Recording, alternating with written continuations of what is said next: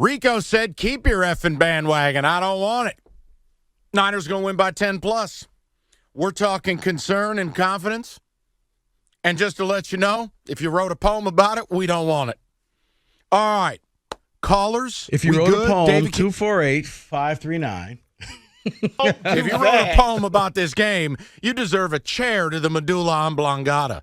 Now, do you damn right to the spine. Do you want ticket text or you want calls? You guys tell me. Because the people are ready Let's go straight roll. to the call. People are fired up. Done. People are ready. Let's hit it. Mark, you're batting lead off NFC title game Friday. What's up? Good afternoon, Mike. Man, Good. I got to say, we don't have to ship off Goff to Uruguay. He won the playoff game. That's it. He gets to stay. No, he's played outstanding. Man, I'm so excited right now. To answer your question, biggest concern, the fact that line just won't move. And it's actually gone to 7.5 now. Like as a gambler, that scares me. That on face value sucks. But, Mike, they're winning the game. They're winning the game. I'm not one of these sickos. I'm concerned. But Ben Johnson is about to dial up the best offensive scheme you've ever seen. Let me give you some hope. I want to back you up on this. I was talking to somebody, and it was, of any of these coaches that are up for the gig, all these open jobs, who runs the best scheme you've seen all year? The answer was no hesitation. The answer was very direct, and the praise couldn't have been higher. Ben Johnson. Best offensive coordinator in the league. Best scheme. Best punch and counterpunch. Ben Johnson. That's why he's going to be the coach of the Commanders. That's just a mortal lock. Ben Johnson. You have Ben Johnson on your side. You have every right to make that a point of confidence. Hey, Rico going to tell you. You're afraid of Ben Johnson. Well, yeah, You know you got someone who's damn near Shanahan's equal on the other side. You know it. Well, yeah. You know it. Well, Mike, I include Ben Johnson when I talk Dan Campbell in that fourth down play. 4th and 14. I'm not going to feel comfortable. Fourth down from the Lions' own 2-yard line. Yeah, you know what? Hey, watch out for Amon-Ra. You know what? You know what Dan Campbell is? He's a total wild card. Because Shanahan will make some punk-ass decisions. And I say that respectfully.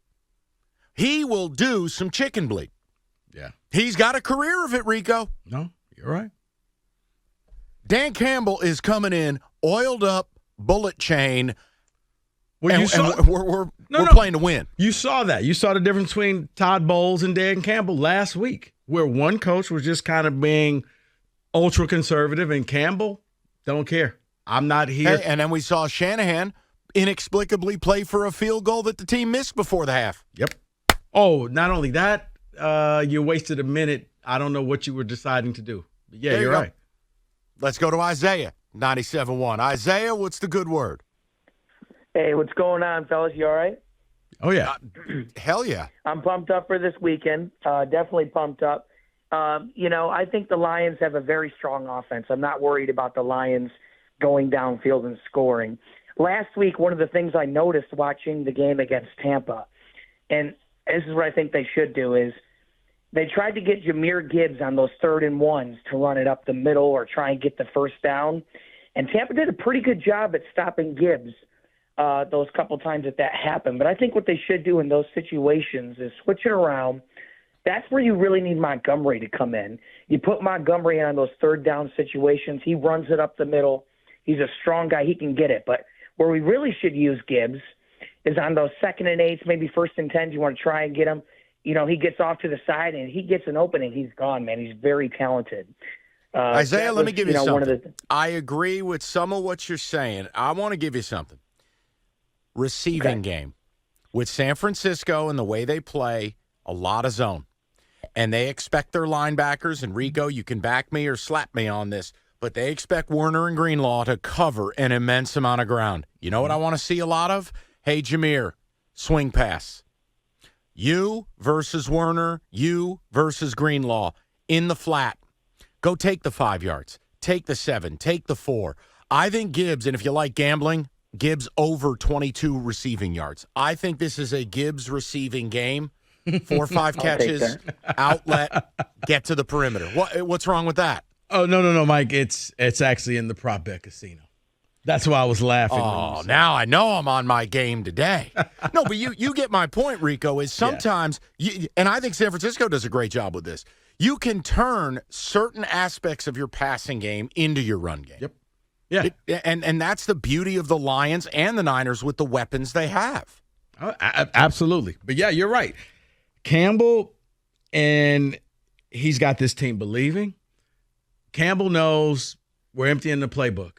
I expect to see all types of stuff. I actually expect, Ben Johnson and Shanahan to almost out-cute each other. Because remember, was it week 5 when they each ran that same exact play hours across from each other? I look for something like that to say, okay, I can come up with a better trick play than you have. So, yeah, I expect the Lions and Campbell to leave it all out on the field. David, you may as well mark it down. Rico's on over 51.5. Let's go to Rob, 97.1. Robbie, what's going on, buddy? What's going on, guys? Hey, Rob. I was just calling. You got confidence. We got worries. I don't know if you guys know this. You probably do, but Lions or the Niners are 3-4 when teams have gone over 100 yards rushing on them, and I don't think we have but 5 games where we were under 100 yards rushing. So I think that's the biggest strength that we have right there, along obviously with the strength of the offensive line. I believe Penei Sewell's going to be matched up a lot with Bosa. I think he's going to have a way with him. Obviously he's a great defensive end, but I think Sewell's going to be able to keep him in line. I'm a little worried. Obviously, it's the elephant in the room. The secondary is the biggest concern. But at the end of the day, I think the run game is going to be able to overpower it. You know what it is, Rob? I think Dan Campbell kind of gave you a window into it. If you go in and alter your expectations and just go, look, we're going to give up big plays and passing yards. It's about, can we get 3 to 4 drive-stopping plays in a game? Can we force a couple field goals? Because if you don't blitz, you're dead. Now, by blitzing, do I think people have been really unfair to Cam Sutton? Yes. Cam Sutton's been put on an island like his name is Sauce Gardner. It's not who he is. And, yeah, do I think Brandon Ayuk will have a big day as their big play, deep cross wide receiver? Yeah, I do. Yeah. But you got to embrace who you are, and the risk has to give you reward. And for the Lions, I think that they benefited from the fact that, kicking the field goals. When teams get into the red zone, that's right. They can't run the ball. They become one-dimensional. The field gets shorter, and now the Cam Suttons don't have to cover 50 yards. I only got to cover 10 yards, and I can stick to the receiver close to that. Now, the counterpoint, and I mean, this is what the Lions are good at, and I also think it's what the Niners are good at. When we go back 2 weeks ago, and we talked about the Rams game, and I got slandered because I said, look, I'm taking the Rams with the points because they run a ton of motion. The only team that's going to run more are the Dolphins and Niners. Those motions are what upend a lot of your blitzes. It is very hard to blitz when the other team is running multiple motions pre-snap because they're getting information on you when they do it, but they're also getting a running start at decapitating one of your edge pressure guys. Then you want to get into this game of, well, we're going to bring Branch. And I mean, Melifonwu has 4.5 sacks and 9 quarterback hits the last 6 games. Those things are all well and good. The problem is when you go against a McVay or a Shanahan, not a Dave Canales and an asleep Todd Bowles starring in Cocoon 2. When you go against shrewd offensive minds, they salivate at that. They want that. So I'm going to be very interested in how Aaron Glenn plays his hand here. While they will be aggressive. Exactly, Doug. Exactly. So while they want to be aggressive and will be, I wonder if they have to find different ways to do it. No. I don't know. But they're going to have to be aggressive, or the Niners will just go up and down the field, nonstop. Yeah, I would be highly disappointed if Aaron Glenn just kind of played back and played a safe zone. That's not you, and that's not what got you here. 248-539-9797. We got one open line for the first time all show. You want it? Grab it. We're going to be caller-driven today. TJ's coming in with a mouthful of zins. It's going to be exciting. We'll get his take on the game. I talked to him a little bit yesterday. By the way, do we have any audio of him appearing on a national show? Did TJ say anything stupid? I'd love to recap that with him. No, he didn't say anything stupid. We listened, but no, he was well all right. behaved. He didn't roar. No poems either. Doug, one more time. Thank you, Doug. Maybe we should get that poem from the end of their show.